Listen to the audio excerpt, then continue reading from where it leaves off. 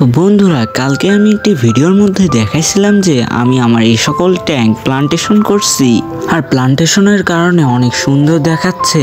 আর আপনারা অনেকে হয়তোবা ভাবতেছেন ভাই পানি পরিবর্তন করে না, কারণ পানিটা একটু সবুজ সবুজ দেখা যাচ্ছে। মেইনলি পানি পরিষ্কার আছে। আমরা যে সকল পানির মধ্যে সবুজ সবুজ দেখতে পাচ্ছি এগুলো হলো ফাইটোপ্লাঙ্কটন, যেগুলো অনেক ছোট উদ্ভিদ, যেগুলোকে আমরা মাইক্রোস্কোপের সাহায্যে দেখতে পারবো।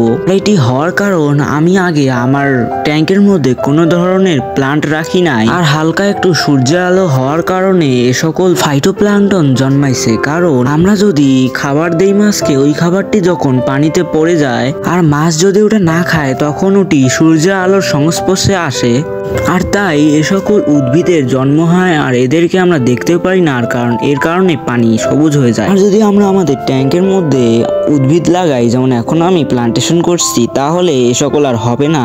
আর এই যে ফাইটোপ্লাঙ্কটন, এটি মাছের জন্য অনেক ভালো।